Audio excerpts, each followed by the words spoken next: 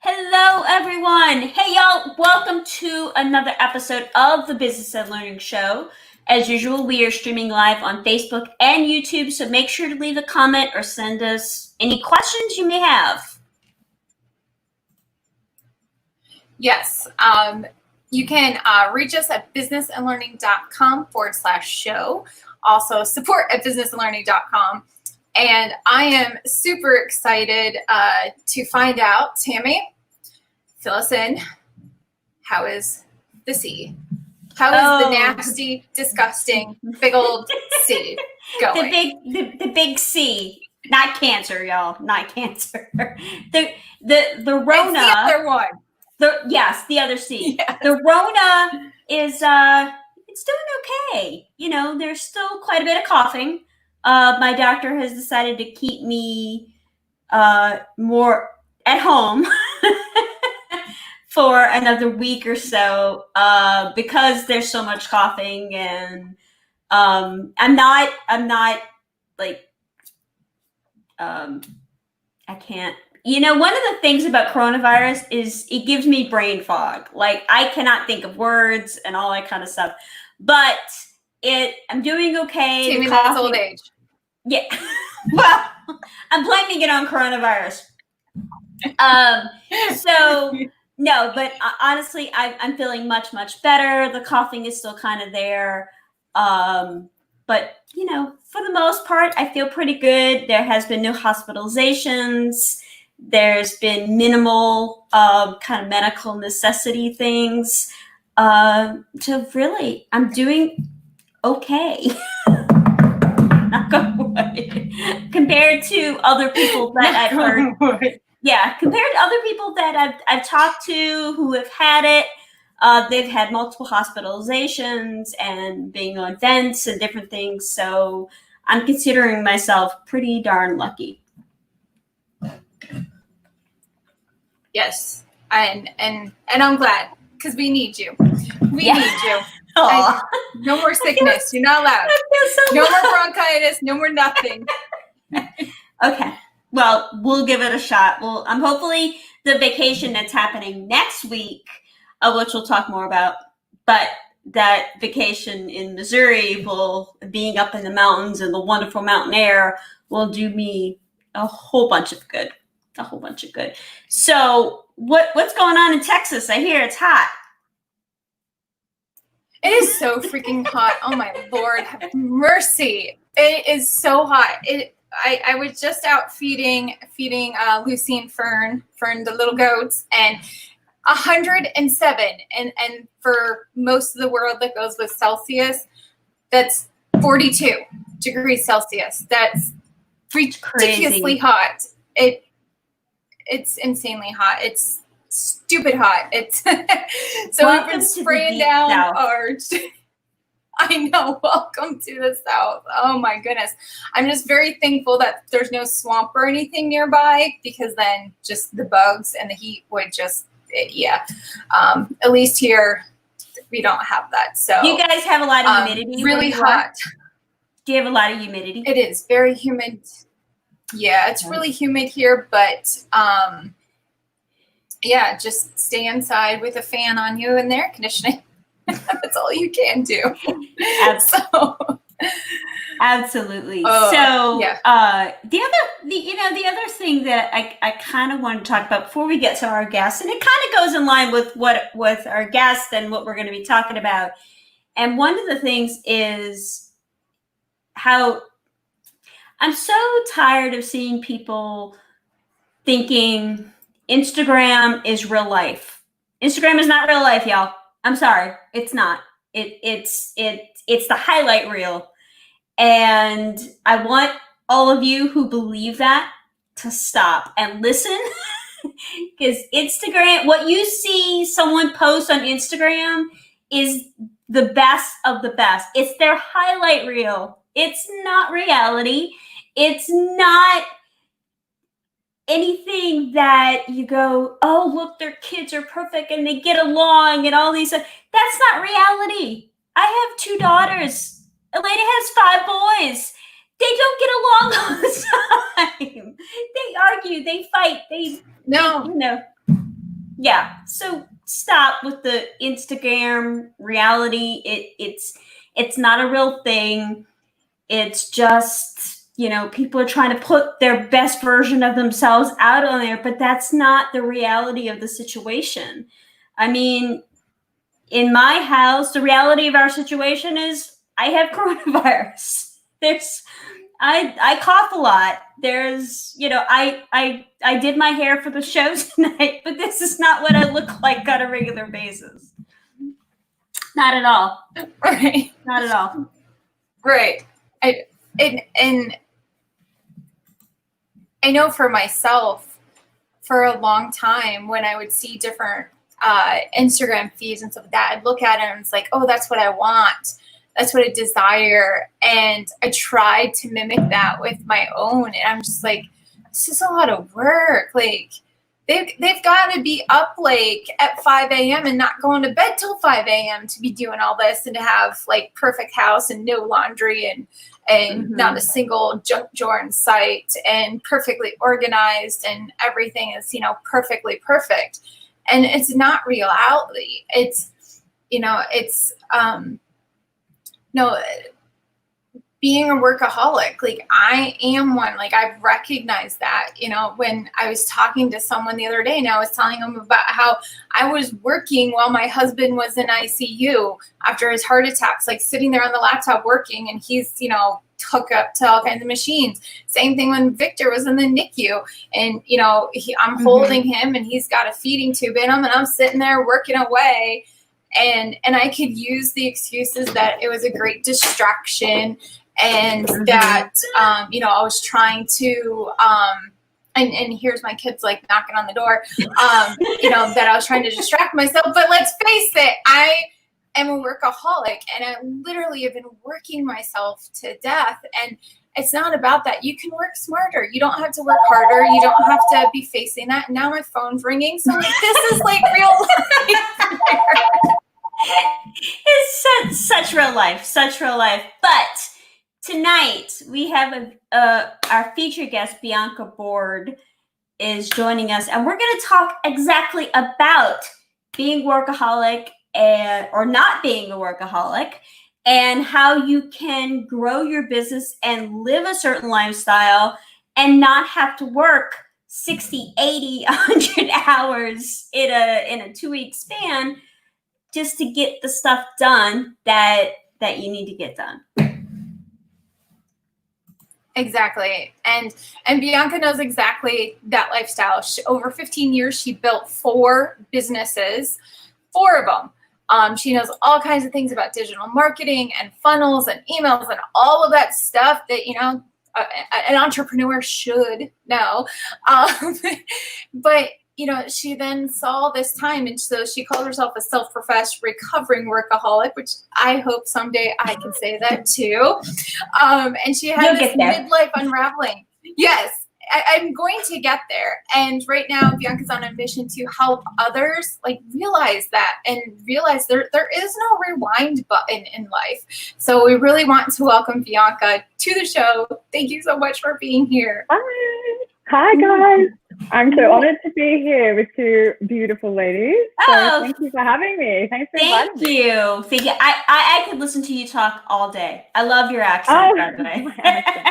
Sammy, I didn't realize you had corona. Here I am, bitching about my black eye and my dipped nose, and you're sitting there with freaking coronavirus. Oh, thank you so much. No, it's been about 3 weeks. I think this is the 3rd week. Yeah. I'm doing really well considering. But thank you so much. I am not the poster child for coronavirus, obviously, but thank you for being here. We truly appreciate you taking the time to come on the show tonight and kind of talk about being a workaholic and how we can work better, how we can work smarter. So for those of you that maybe don't know you, before we get into all that other stuff, let's talk a bit about how you got started, Bianca. Okay, well, I was really only 11 when I got started. My first business, if you count that one, I actually had 5. I used to make all this really ugly, crafty shit and then sell it at the Sunday Rotary markets. And I think people felt sorry for me because I could barely see over the table, and all the grannies would walk past and they would buy my little, handmade crafty things. And it was there that I got a real thirst for making money out of something that I had created. So making something from nothing and then banking money from that. And of course, I was such a good business person. I just put it all back into buying more crafty shit and making more stuff and whatever. Right. And that was kind of where I got a real taste for entrepreneurship, I guess. I started my first real business when I was 24, which was an agency, a design agency. I was a graphic designer. I didn't want to wear shoes or answer to anyone or have a boss, and I wanted to play loud music. And I really had no business plan or any idea. I had no why. I had nothing. I was just like, I'm going to work for myself, and I'm not going to wear shoes, and I'm going to play my music really loud and do whatever I want. And that was me at 24. I had really no clue, and it took off. And I think because I just always loved to do things the opposite of how they were being done, and always put my clients first. And from there grew my second, which was because I needed some art, and all the art was really expensive. And I thought, why the heck, other people must need cheap art as well. So I started a canvas printing business, and then that blossomed into, before I knew it, I was importing art from China and selling it into major Australian retailers. And I sold that because I'd started another business. So at one stage I had 3 businesses all running at the same time. I had coaches and mentors, and you should have seen my calendar. It was like multicolored fairy floss, fluoro, all the different. Well, I used to block out, I used to get every minute of every day, maximized. If I got caught in traffic in a red light, I would get frustrated because I would lose 30 seconds. I'm like, no, I can do this. So I'd be I was the queen of multitasking. And just had my third business, and then that exploded. That went nuts. And then my fourth one was a startup, which was, spawned off the third one. And then that went on for about 15 years. I was chasing this dream, chasing this, what society says. I drank, I guess you could say I drank the Gary Vee Kool-Aid. I was one of those rah, hustle. It's living on caffeine and all that. And then when I turned 40, I hit a wall. I fell in a heap. I started to question everything that I created and why.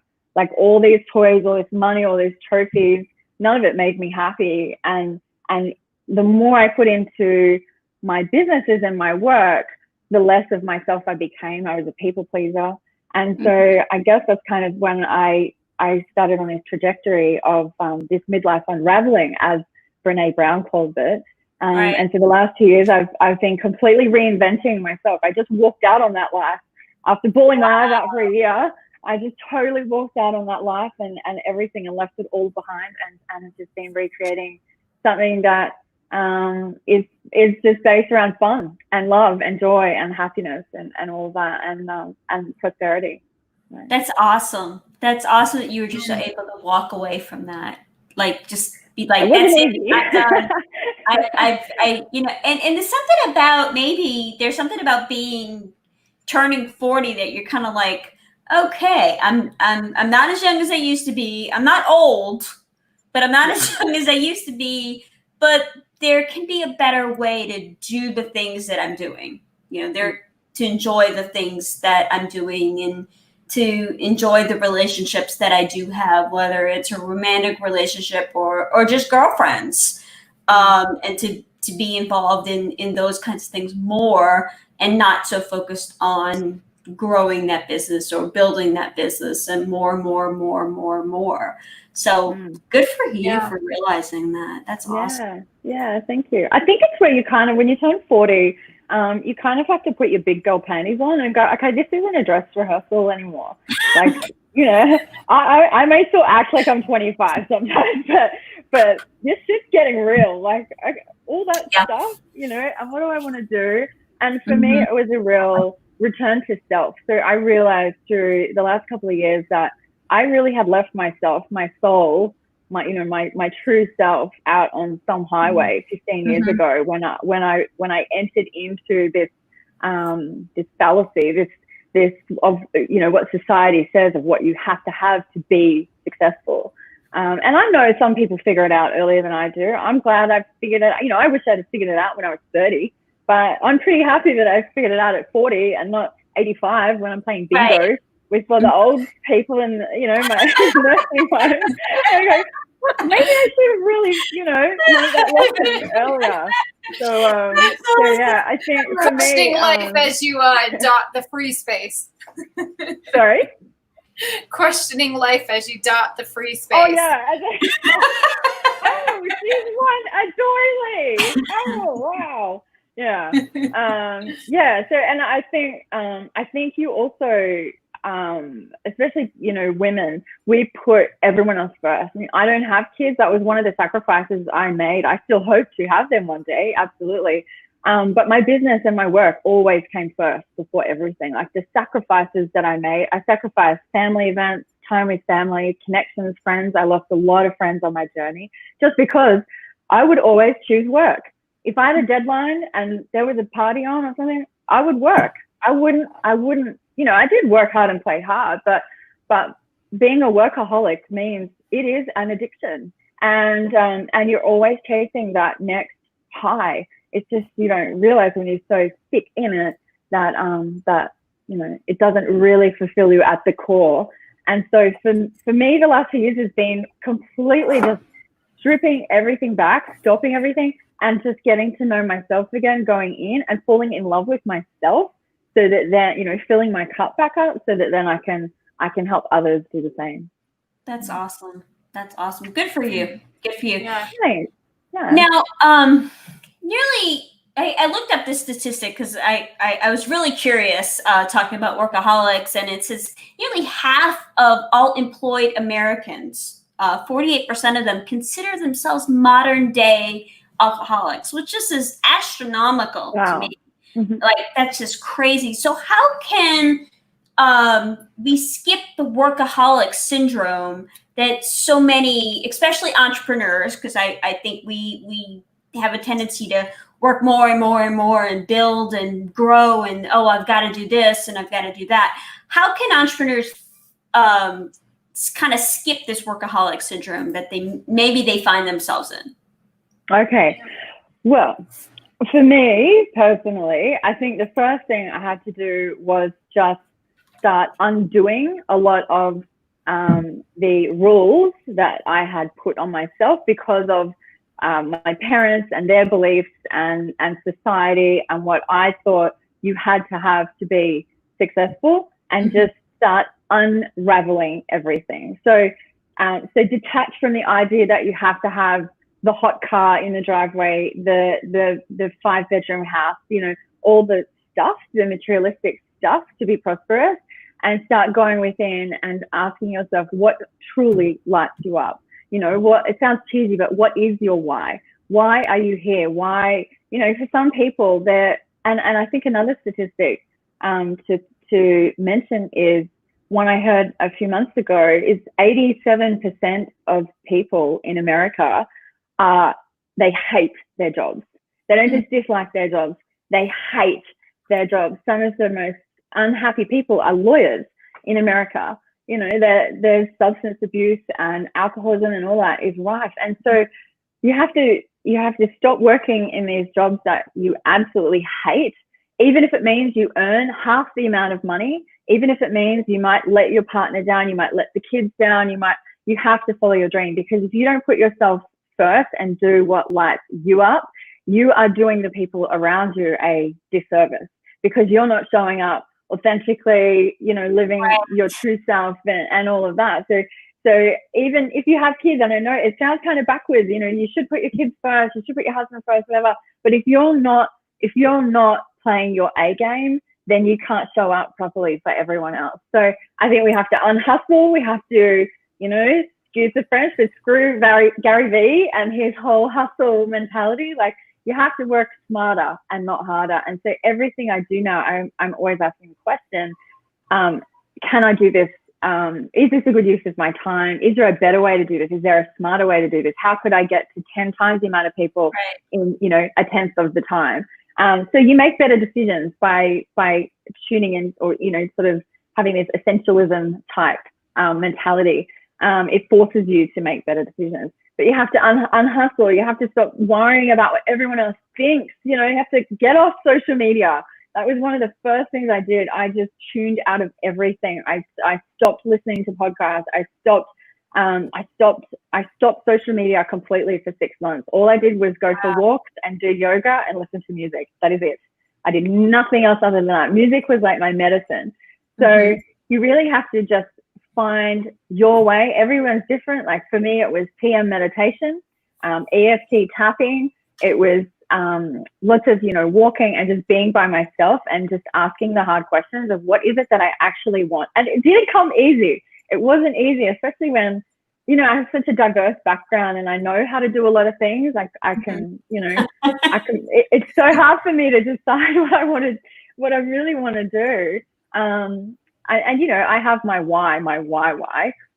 But yeah, I think it's just undoing, unfucking ourselves, unraveling ourselves, unhustling, unworking, all those things that we're on this hamster wheel. We need to undo those. Right. Yeah. One of the things that I love when people are explaining this, and I had this kind of like explained to me as a reminder, whenever you're on an airplane, what do the flight attendants tell you? You need to put your mask on first before you help others, because you can't help anyone if you're oxygen deprived and, you know, passed out in the chair. You're not going to be any good to anyone. And that reminder for me is really good, because if I'm, you know, pulled in 1,000 different directions and I'm trying to be 100% in every single one of those areas and trying to be everything for everyone, it's exhausting and there's nothing else left. And I actually just saw Jesse Itzler, he's posted on Instagram the other day, if your kids come to you and ask you to do something and you say to them, I don't have time, you need to rethink about what you're doing. Because if you're saying, I don't have time to your children, their priorities are off. There's something that you're doing that's off. You know, they're only going to be 5 for 365 days. After that, they're no longer 5. And as I was thinking about that, it was kind of interesting because, like, right after I saw that, and I was, you know, finishing up my 15 minutes of my responsibility of growing some social media and everything, my 2-year-old came in and he's like, up. So I just picked him up and we just sat there and, you know, he's just jibber jabbering. I have no clue what he said, but it was an intense conversation. And, you know, sitting there just holding him and looking at him, and as he's like telling me stuff and smiling, you know, I could have shooed him away. I could have said, you know, someone come take the baby. I'm working. I'm busy.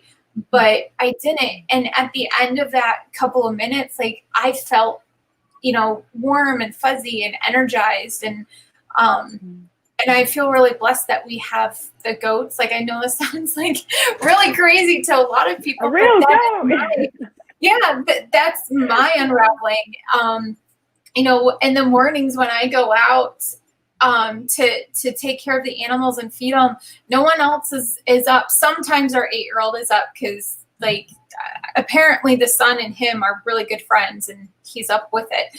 But when we're outside, like, it's just really quiet, and that's the time that I get to think. And, like, that's my version of, like, the tapping and stuff like that you do, of just sitting there and holding 2 bottles and watching these little goats take the bottle. Like, you know, I allow myself just to be free in that and just to enjoy it and listen to the birds and watch the sun come up over the horizon, and it's very fulfilling. And at the end of it, I feel that renewal and rejuvenation and all those different things. And it's like, okay, cool.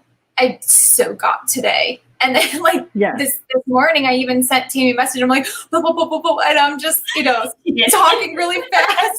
And I'm like, wait, what about this? And what about this? And what about this? And it's because of those like little moments that all of a sudden, like all these like little synapses are happening in my brain. And I'm just like, oh, what about this idea? What about this idea? But I wouldn't have that if it wasn't for like just taking that time and being, there and not like, oh, I got to do this. I got to do this. I got to do this. Because I allowed that and I love that. Yeah. And I think we can learn a lot from little kids as well, because they really know how to live in the present moment, which we all seem to have forgotten. They know how to connect with nature. They know how to be curious. And we need to, as adults, see the world through the eyes of a child more often, I think, because that's where the real joy is. We need to connect with nature. We need to connect with kids. We need to learn from them to just, take advantage of what it is in front of us. We're so busy just, doing this life thing, and everyone's just on these hamster wheels. And COVID, if anything, I know it's terrible, but it has made everyone kind of stop and reassess their life and start asking the hard questions. Am I really happy? I speak to so many people and they go, I just want to do something for myself. And I'm like, well, step one is return to self for starters, because we're all just like, and no one's got it figured out. We're looking to all these social media influencers, looking at their, like you were just saying, Tammy, their highlight reel, thinking that they haven't figured out.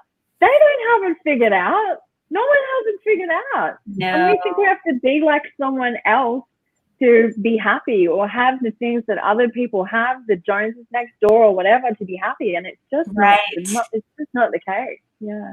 It's crazy, because you look at some of these, whether they're celebrities or they're social media influencers or they're motivational speakers or whomever. And I love listening to them because they get me inspired about different things. But I sit there and I go, okay, how much help do you actually have? Yeah. Who's watching your kids? Who's doing stuff with your kids? Yeah. Yeah. I mean, my girls are 22 and 18, so I have a lot more time to do all the things. But I look at some of these people who have much younger kids, and I'm like, well, who's dealing with your children right about now while you're creating this video or you create this program or whatever? Instagram or really any social media is not our reality. And I think with the global pandemic and having coronavirus, I know for me personally, having been diagnosed with COVID, it's forced me to just sit, because I was coughing too much, or I had a fever, or I was just exhausted. And I just had to sit with my own thoughts, or just sit and watch Netflix all day, or whatever TV show I happen to be watching, and go, okay, so this is what it's like to sit and not be able to do anything. I couldn't work on business and learning things. I couldn't make a video because I coughed every 30 seconds. So I think for a lot of people, it's kind of brought everybody back to this center almost, and said, okay, so what's really important? All the things that you've loved have been kind of taken away from you, going out to eat or whatever the case may be.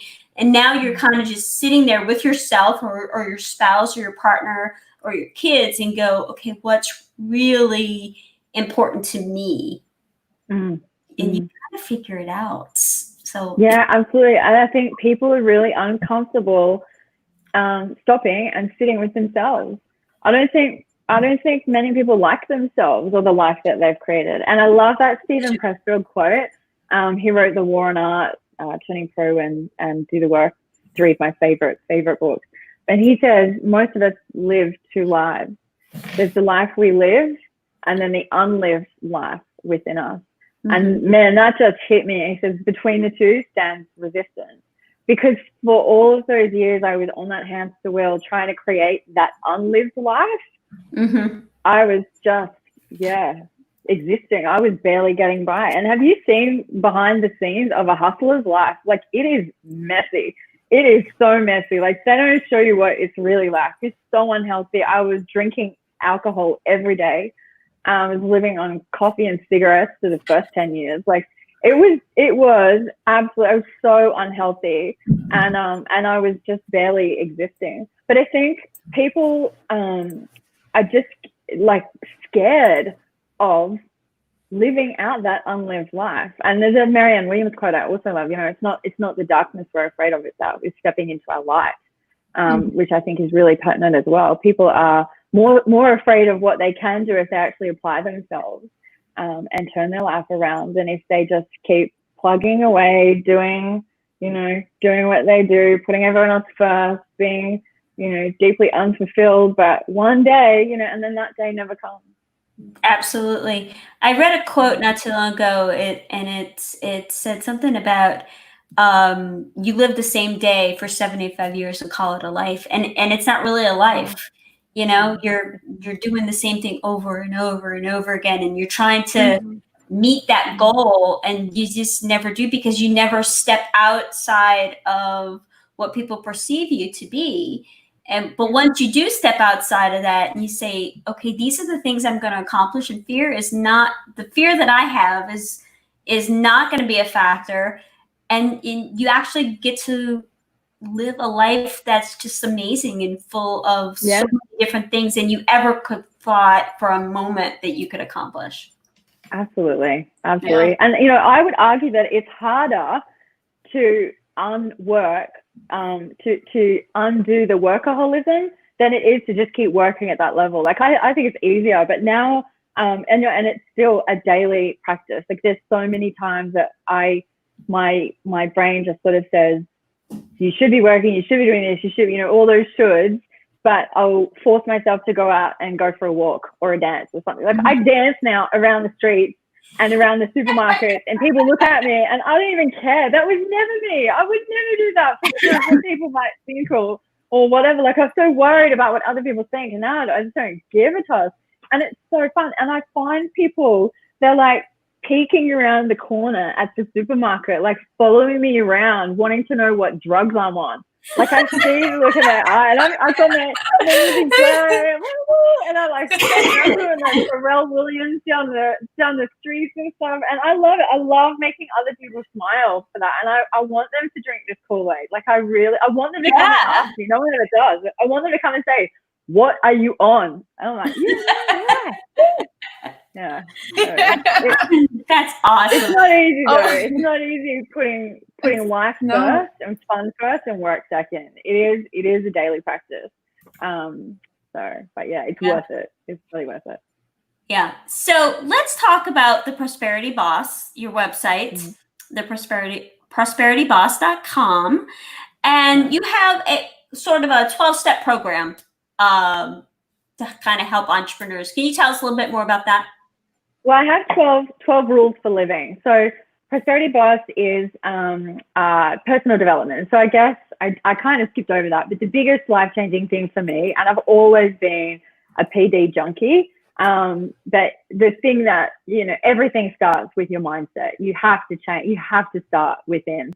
And so personal development has always been such a transformational thing for me. And that's what Prosperity Boss is. It's the personal development online events, programs to transform your life. There's also a business opportunity, and then other health and well-being things as well in there. So it really is just about mentoring and coaching people to show up and live their best life, to have better relationships, deeper connections.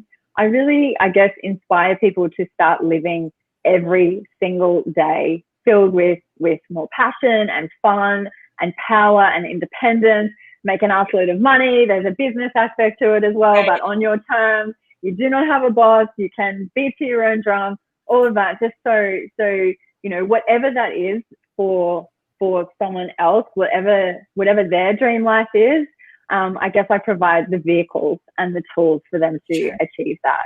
So a lot of time, people like me, I got caught. I went from one business to another, And it wasn't that I didn't have the work ethic. It wasn't that I didn't have the strategy or the passion. I was passionate about each and every one of my businesses. It was just the wrong vehicle for me to be able to live my dream life, travel the world, stay in beautiful hotels. Like, I like nice things. I'm not going to say that I don't want to become a pauper and go around preaching that money is not important. You know, like, I love nice things. I love flying business class. I love beautiful hotels. Are you kidding? But it's not my number one. And so it's about finding that balance. But yeah, I provide the vehicles for people to be able to do that, and the mentoring and the tools, which a lot of them are personal development, mindset tools, for them to be able to make their own transformation across to the other side. That's awesome. I love hearing those things. Absolutely. Yeah, cool. Yeah, yeah, I'm sitting cool. here like, I'm like absorbing. I'm like, I want what she's drinking. If you saw me like 2 years ago, you wouldn't even recognize me. Honestly, you would not even recognize. I was like a shell of myself. Like, I didn't even look the same. I hated photos of me. I would untag myself if anyone tagged me for the last 15 years before my, you know, unraveling. I would not be in photos. If people caught me, I'd untag myself. I was so sad every time I saw a photo of myself, because I just knew that I wasn't living that unlived life. Right. And now, like, I can't believe I don't have really a bad day anymore. Like, I wake up smiling. I wake up happy. I wake up, but you know, it's work. But it's just a different way of living. Mm-hmm. Because you love what you do. And exactly. And that's the key right there. You love what you do. Yeah. That's awesome. I designed it this way, though. I think we have to design, much like you would a logo or a website or anything. You know, you need to design what your day looks like. You design your life. You design the clothes you want to wear, the style, the energy you want to put out. You know, I think we are ever evolving, and we should look at our lives as a masterpiece, and we're just each day we're painting another layer of it, and you know, stepping into our brilliance of who it is we want to be. Absolutely. Awesome. Okay, so we're at this part of the show that I absolutely love, because it's where we get to know you a little bit better. But I feel like we know you already. We know the truth. Well, you and I, when we met, remember, the first time we met, Elena, was in Austin last year. And we sat next to each other by chance at the table, and we talked for like 3 or 4 hours. I know, it was crazy. You had your friends, I had my friends, and we were just like glued to each other that night. You couldn't shut us up. I know, it was totally a magnet. There was magnetism. Like, it was completely drawn to you. And I'm like sitting here, I'm like not even like able to find words and stuff right now. Because I'm just like listening and soaking it up, and I'm like, oh yes. I'm like, how can I make tomorrow like my day, a better day for me? But so this is the part of the show that we call rapid fire. Okay. So it's our rapid fire time. Hit me. And we've got some questions, super easy and just really fun. So hit it, Tammy. Throw the first one at her. Okay, so the first one, Bianca, is what is the best advice you have ever received? Oh my God. Best advice I've ever received. Oh, wear the emperor's clothes, and no one can tell you are not the emperor. That's, I love it. I don't know if that's the best, but that's what's popping up, but yeah. Awesome. It's the one that stuck. All right. What is your favorite movie ever? Dirty Dancing. I just watched that. Nobody gets bacon. Or Chitty Chitty Bang Bang. I carried a watermelon. Okay. Yeah. Taking me back to my teenage years. Okay. All right. So, name a book that you've read, whether recently or years ago, that had positively shaped you. Surrender by Michael Singer, and he talks about just surrendering everything to the universe and just living in flow. And it just resonated with me. It's now my 12th step in my 12, rules for living. It's just to surrender to what is. I love it. Stop striving, stop pushing, stop trying to manipulate everything around, and just go with the flow. Awesome. We will definitely have to look that up and add that to the Business and Learning website for people to check out. Yeah. Absolutely. All right. If you could have any 3 people, dead or alive, over for dinner, who would they be? Oh, Robin Williams. Yes.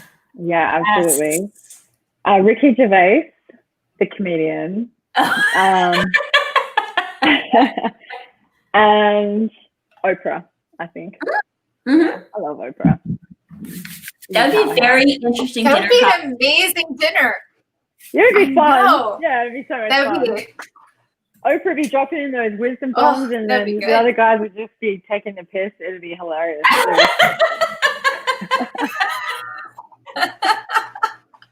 Okay. Now the next one is coffee or tea? Tea. Tea. Yeah. Tea. Yeah. I had a feeling you were a tea girl. I'm tea all the way. Yeah.